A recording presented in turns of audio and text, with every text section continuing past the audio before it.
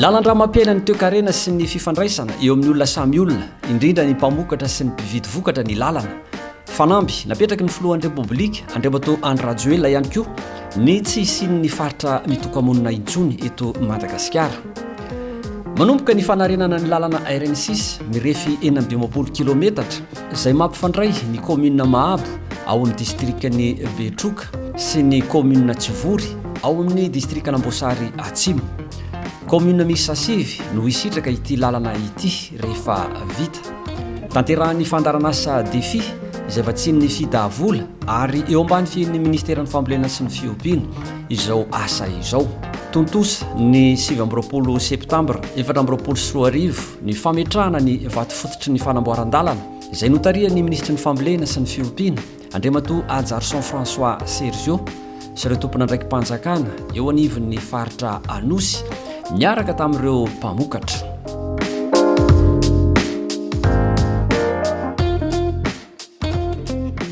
Ny fitondram-panjakana izay tarehany Andriamatoa Jaina Andry Nirina Rajoelina filohan'ny Repoblika Madagasikara dia nametraka ny hoe tsisy distrika Adinono na commune Adinono. Rofin'izany zao androany isika tonga ty anatin'ny distrikany Betroka ato anatin'ny commune rural ny Mahabo. Ny asa natao androany dia mifandray amin'ny fanatratrarana ny fanamby izay napetraky Andriamatoa filoham-pirenena dia ny fahaleovateana ara-tsakafo izay miaraka amin'izay koa ny ady atao amin'ny tsy fanjary-tsakafo. Lalana moa ny isan'ny resaka androany satria androany dia natao ny fanombohana ofisialy ny fanamboarana ny lalana RNC 6 izay mampitohy ny commune ny Mahabo sy commune ny Tsivory ato anatin'ny faritra Anosy.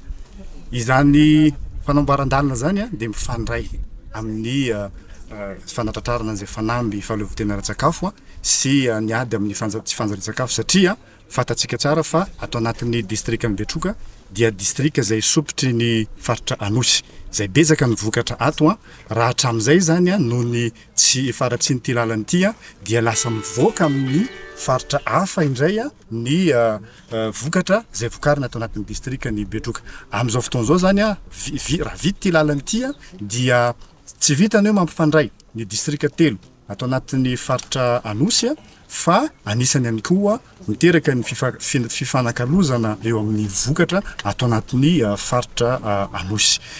Betsaka moa zany ny ataoko hoe ny asa izay atao ato anatin'ity fanamboaran-dalana ity anisan'izany ny fametrahana radier 420, anisan'izany ihany koa ny fametrahana pont anaky-efatra, anisan'izany ny fametrahana ponceau anaky-roa.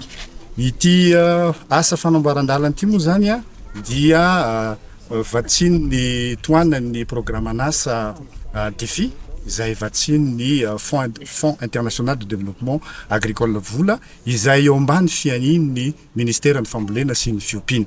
Ary ity asa ity ihany koa dia napetraka ao anatin'ny fiara-miasa eo amin'ny solombavam-bahoaka izay voafidy solombavam-bahoaka Madagasikara izay voafidy tato anatin'ny distrikany Betroka sy ny faritra izay tarihan'ny ramatoa governoran'ny faritra Anosy. Tombony ho an'ny distrikany Betroka ny fisian'izao fanamboaran-dalana izao rehefa nijaly nandritra ny taona maro. Ny lalana ty moako zany azinao raha malala fa tsy raha milalan-dra izy ty. Zany moa zany isorana Andriamatoa filoham-pirenena tazona nyteniteneny zany izy hoe hozarevana akaiky zany ny lalana izay misy an'ity sady tia nahambolo zany gn'olo azinao sisy fandripalemana dia zava-poana zany. Ity zany farany goavana amin'ny hoe atao sikakana maramila faritra Simo ty toy sady ty raha vita ty lalana ty zany dia moramora ny intervention raha sagnatraka hoe misy acte any ambadimbadika any zany. Eto zany dia isorana koa ny Andriamatoa ministra satria avy aminazy daholo zany azinao mpisipisiky mahatonga ny zavatra ty tonga eto. Ny ministera zany retatagna ny ministra zay tonga aty amin'ny toerana sahala am'izao. Iporofosika zany fa hoe visivisy ihany ny ministra andeha amin'ity faritra ny Betroka ty sy avy amin'ity toerana ty. Izay anisany hoe sobotra misy nyity zany hoe famokaram-bary ao anatin'ny distrikany Betroka. Ny tombosoa azonay zany dia marobe indrindra satria agnatiny hoe mampitohy ny Madagasikara sy amin'ny faritra Anosy zany azinao raha ohatra ka vita ty lalana ty. Zay zany mahatonga anay foana mangataka hoe aza avela ny Betroka hoe aza avela amin'ny Mahabo sy Tsivory ihany fanaovana ty lalana ty fa ataovy koa zany iboahany any Betroka. Amin'izay zany ny vokatra ilay avy ato sy apetraka atao faritra Betroka ihany na hoe faritra Anosy ihany fa mba mivoaka any amin'ny faritra manontolo. sady avy eo ko mahazo tombony koa le vahoaka satria maro ny mpifaninana ividy vokatra aty. Manodidina ny 3 taona ny vokabary miakatra ao anatin'ny commune Mahabo sady mamboly vary indroa isa-taona. Tombotsoa tena azony amin'ny fahavitana ny lala ty zany dia maro be. Misy okatra ny senana eto na isy vory io tonga te Mahabo, Betroka tonga te Mahabo. Satria tamin'ny taloha izy reto nitohy tamin'ny 1960 zay ny diary zay nataon'ny olonay. Dia nisy lala io tamin'ny taloha dia amin'izao izy ho avaozony. Mahabo Betroka eo amina 6 heures. Tamin'ny taloha tamin'ny farasin-dala fa la vao vita koa zao i Mahabo Sivory mino fa mety adiny 2 eo sy sasany eo da ela be. Zay vokatsy tena mampalaza ny faritra aty dia ny resaka fambolem-bary. Vary zany tena mamokatra eto. Mahavita ny 2 isa-taona famokaram-bary eto. Madagasikara miroso amin'ny fahaleovantena ara-tsakafo. Ho fanokafana ny taopambolena 424 524 ny fitondram-panjakana amin'ny alalan'ny ministeran'ny fambolena sy ny fiompiana dia manao vaindondra raha ny tohana anampamokarana ho an'ireo mpamokatra ao amin'ny faritra Anosy. Totosa tao amin'ny commune Ambonivohitra Betroka ny fanokafana tamin'ny fomba ofisialy ny taopambolena 424 524 tao amin'ny faritra Anosy.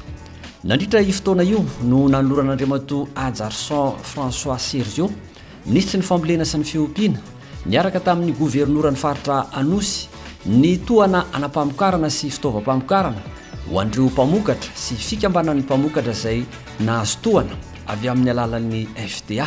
Ny zavatra ataontsika androany ity dia manan-danja ho an'ny Madagasikara, manan-danja ho an'ny ministeran'ny fambolena sy ny fiompiana, indrindrandrindra fa ho antsika namana sy havana tantsaha-mpamokatra.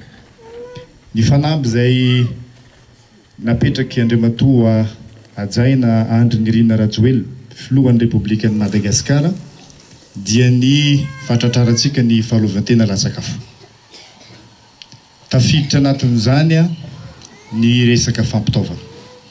Satria manana tanjona isika izay ezaka iandreketan'ny ministeran'ny fambolena sy ny fiompiana dia ny fampiakarana ny vokatra. Satria raha miakatra ny vokatra antsika, ampy ny vokatra antsika, misakafo daholo antsika rehetrarehetra. Ary azadino fa isika namana havana tantsaha-mpamokatra no mamokatra mahatonga ny malagasy eran'ny Madagasikara misakafo. Ampiakatra ny vokatra isika, zay ny tanjona. Zay no mahatonga antsika raha vao ampiakatra ny vokatra dia tafiditra anatin'izany ny fampiasana ny zezika. Ireny zezika izay hozaraina amintsika reny dia mila ampiasaintsika amin'ny famokarana. Tafiditra anatin'izay ihany koa raha ampiakatra vokatra isika dia ny masom-boly. Ny masom-boly mila avaozitsika ny masom-boly. Farafahakeliny isaky ny 3 taona dia tokony hovahintsika ny masom-boly. Zay zany mahatonga ny hoe fametrahana an'ireny antsoina hoe centre multiplicateur de semence reny dia anisany paikady entin'ny ministeran'ny fambolena sy ny fiompiana mba hahafahantsika misitraka n'ireny masom-boly voafantina ireny. Tafiditra anatin'izay koa maro ireo fikambanan'ny tantsaha izay efa mpamokatra masom-boly. Izay ny olana amin'izy ireny dia rehefa mizara masom-boly isika dia adino ny fikambanan'ny tantsaha izay mamokatra masom-boly. Nefa tokony masom-bolytsika reny no anisany zaraina amin'ny tantsaha namana. Ny zavatra fahatelo rehefa ampiakatra ny vokatra dia ny fampitaovana. Raha ny tanantsika sy ny angadintsika ihany no miasa dia tsy hiakatra ambony be ny vokatra antsika. Zay ilantsika ny fampitaovana, ilantsika nyreto fitaovana reto. Satria ny tanjona araka voalazako teo dia ampiakatra ny vokatra, ilaintsika zany ny fampiasana an'izany fitaovana izany. Tantsaha-mpamokatra misa 200 no nisitraka ny tohana amin'ny CPR-na vary andramo amin'ny alalan'ny tetikasa Purpa izay vatsiny ny banky afrikana ho an'ny fampandrosoana vola ary tetikasa eo ambany fiain'ny ministeran'ny fambolena sy ny fiompiana ka masom-boly 810 kilao, zezika NPK 300 kilao ary zezika biolojika 500 kilao no nozaraina tamin'izany. Manala ny fahasahirananay zay tambanivohitsy moa sahira sy ampy zezika. Zay manahira anay amin'ny famboleza hay ambanivohitsy. Da misaotra an'ireo mpitondra fanjakana ambony any findraky ministeran'ny fambolena. Vokatrinahy taloha somary zarizary fa tsy nisy zeziky. Dia magnategna hay amin'izao fa ho tomomba tsara ny vokatrinay fa nahazo zeziky ahay. Fikambanana mpamokatra misa valy kosa no nahazo tohana amin'ny alalan'ny tetikasa fandroso izay vatsiny ny vondrona eoropeanina vola. Ahitana mpahazo tombotsoa miisa 60 avy amin'ny commune miisa 4. Nosatary ny ministeran'ny fambolena sy ny fiompiana tamin'ny alalan'ny fandarana asa defi ny fampiarana voalohany ny fifanarahana farinim-pamokarana agrégation agricole, orinasa malagasy izay misehatra amin'ny tontolo ambanivohitra amin'ny fanangonana, fikirakirana ary fivarotana sy fanondranana vokatra toy ny katsaka, vary ary ny voamaina isan-karazany. Notanterana ny 14 septambra 2024 tao amin'ny foiben'ny orinasa ao Antanety be Mahandraza, commune ambanivohitra Andranomanelatra, district Antsirabe faharoa, ny fifanaovan-tsony teo amin'ny Rotota Andaniny notarihan'ny mpandrina nasionaly ny fandaranasa defi sy ny filota le général ny orinasa Soafiary. Ny entreprise Soafiary moa raha atao hoe ao anatin'ny ADN Soafiary dia ny ezaka atao Soafiary amin'ny fiarah-miasa amin'ny tantsaha. Raha ho Soafiary irery izany hoe hividy entana tsisy mpanelanelana fa hiara-hiasa amin'ny tantsaha direkta zany. Mba hahafahana mahatratra izay sy mahaingana fametrahana izay asa izay izay no antony no nanaovana ity fifanarahana ity tamin'ny defi satria moa zareo efa manana izay traikefa sy fiarah-miasa nandritra fotoana maro amin'ireo tantsaha izay toanany. Ho an'ny fandaranasa defi dia ny ampiroborobo ny fidiram-bola mahatry ny tantsaha no tanjona. Araka ny efa fantatrareo moa ny tanjon'ny fandaranasa defi dia ny ampiroborobo ny fidiram-bola ny tantsaha, fidiram-bola maharitra. Mba ahafahany mampiditra an'izay fidiram-bola maharitra izay dia tsy maintsy tsaratsara tokoa raha misy fifanarahana miaraka misehatra tsy miankina.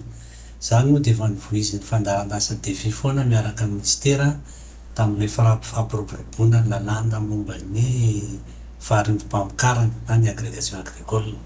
Soafiary zany no azo lazaina fa orinasa anankiray tena efa mampiatra an'izy io. Satria raha jerena ny ao anatin'ilay fifanarahana dia tsy mijanona fotsiny amin'ny fividianana ireo vokatry ny tantsaha izy fa miditra mihitsy amin'ny famokarana. Satria mahana heritreritra zany zareo hameraka tombom-pamokarana masomboly any amin'ny faritra dia ny masomboly vokarina iny ihany no zaraina ao amin'ny tantsaha. Izay zany ilay isan'ny tosika izay takiana amin'ny mpandraraha eo amin'ilay fifanarahana. Izao modely izao dia mifanitsy amin'ny fijeren'ny fandaranasa defi sy ny ministera. Fifanarahana ampiarana voalohany amin'ny fifanarahana farinim-pamokarana izao vita izao.